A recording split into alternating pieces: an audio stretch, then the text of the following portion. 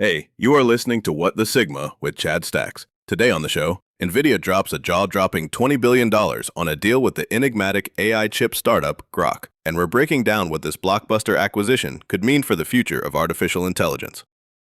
So what do you do when you're so far ahead that acquiring the competition feels inefficient? You license their crown jewels, hire their genius founder, and call it a partnership. Welcome to Nvidia's latest power move, a deal with Groq worth, wait for it, around $20 billion. $20 billion for a licensing agreement. Let me paint this picture. Groq, founded by Jonathan Ross, the guy who helped invent Google's TPU, built specifically to challenge Nvidia's dominance in AI chips, raised $750 million at a $6.9 billion valuation in September. 3 months later, Nvidia writes a check that allegedly triples that number, and suddenly Ross is on Nvidia's payroll, along with his president, Sunny Madra. TechCrunch initially called it an acquisition, Nvidia's largest deal ever. Then Nvidia issues a correction. No, it's just a licensing agreement. Non-exclusive, Groq stays independent, new CEO, everything's fine. Except when someone pays what might be $20 billion for a licensing agreement and immediately hires the founder, the word independent starts doing Olympic-level gymnastics. It's like your landlord buying your company, hiring your entire executive team, licensing your core tech, and then assuring you nothing's changed. Sure.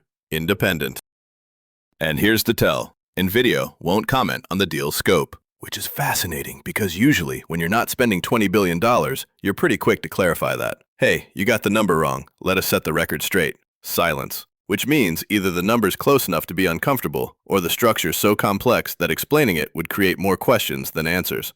Let's talk about what Groq actually built, because this isn't some acqui-hire of a team with a decent pitch deck. Groq developed LPU architecture language processing units designed specifically to run large language models. Their claim, 10 times faster than standard approaches, 1/10 the energy consumption. They went from 356,000 developers to over 2 million in a year. That's not organic growth, that's a threat. And Jonathan Ross isn't some Stanford dropout who raised on a dream. He helped invent the TPU at Google, the chips that made Google's AI infrastructure possible. So when this guy leaves Google, starts Groq, raises $750 million at a $7 billion valuation, and then 3 months later Nvidia's allegedly tripling that, you're watching the market price in existential risk. Because here's what nobody's saying out loud. Nvidia's dominance in AI chips is architectural. Their GPUs became the standard because they were there first, good enough, and the entire software ecosystem built around CUDA, their proprietary platform. But inference, actually running these models at scale, that's where the next war gets fought. Training is expensive, sure, but inference is forever.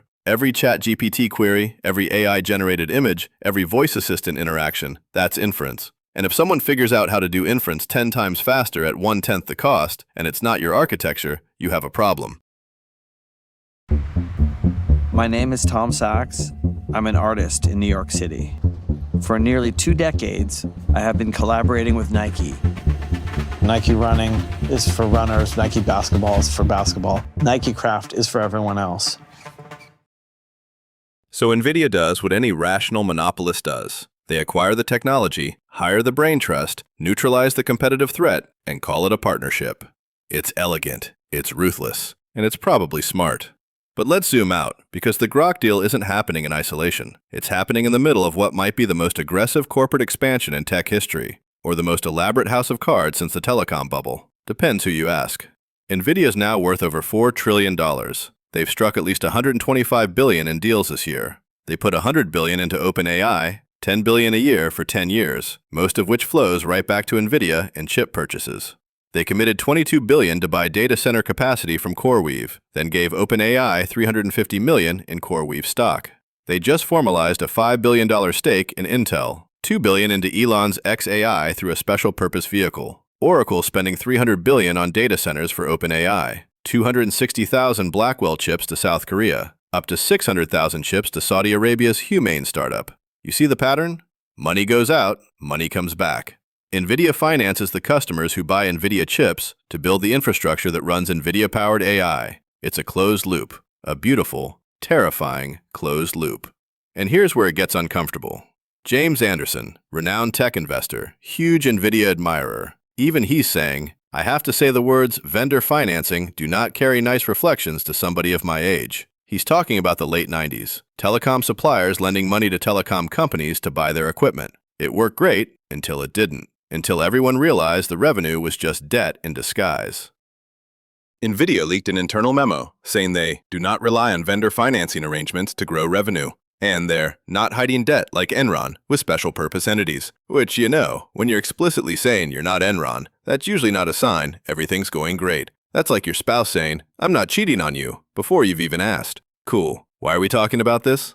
Charlie Dye from Forrester puts it perfectly. They concentrate risk in a few big customers. If execution delays occur, Nvidia's revenue recognition and cash flow could be affected. Translation: if AI growth slows, if OpenAI can't monetize fast enough, if CoreWeave can't fill those data centers, Nvidia's holding a lot of very expensive IOUs. And that's the real question, isn't it? Not whether Nvidia's doing anything illegal. They're not. Not whether they're hiding anything. They're pretty transparent about these arrangements. The question is sustainability. The question is, what happens if the AI boom takes longer to monetize than the capital deployment cycle assumes? Because OpenAI is betting $1.4 trillion on computing capacity. That's not a typo. $1.4 trillion. They have to make that back. They have to turn ChatGPT and whatever comes next into a revenue machine that justifies that spend. And if they don't, or if it takes 10 years instead of 5, or if the market shifts to some architecture that isn't Nvidia dependent, then what? Nvidia's CFO, Colette Kress, told investors in early December they're not seeing an AI bubble. She gestured at trillions in future business from data center upgrades. And maybe she's right.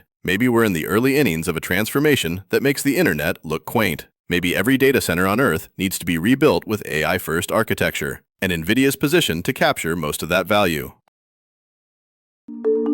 Building a new product? Temez Labs takes you from napkin sketch to the App Store. Trusted by Fortune 500s for quality, security, and speed. Book your free strategy session at temez.ai. Or maybe we're watching the same movie we've seen before. The one where everyone's making money, everyone's bullish, the skeptics get dismissed as dinosaurs, and then one day someone asks, "Wait, where's the actual profit?" And the whole thing unravels. The thing is, Nvidia's not Lucent. They're not Enron. Their technology is real. Demand is real. But the structure they've built, this interconnected web of investments and commitments and circular financing, it requires everything to go right. It requires AI to commercialize fast. It requires OpenAI to win. It requires CoreWeave to scale. It requires governments to keep spending. It requires no major technological disruption that makes current architecture obsolete. That's a lot of requirements. And now they've added Groq's technology to the mix, which either means they're so confident in their position they can absorb competitive threats without breaking stride, or they're so worried about competitive threats they had to neutralize this one before it grew into something bigger. I honestly don't know which interpretation is correct. Maybe both. What I do know is this. When the dominant player in a market starts making deals this large, this complex, this interconnected, you're either watching the foundation of a new empire being built, or you're watching the late stages of a bubble where the only way to maintain growth is to finance your own demand. And the difference between those two scenarios? That doesn't become clear until after it's too late to do anything about it. Remember, nothing said in this podcast is financial advice. This has been another fire episode at What the Sigma. Smash that follow button and tap 5 stars to spread the butter. Fortune favors the bold, baby.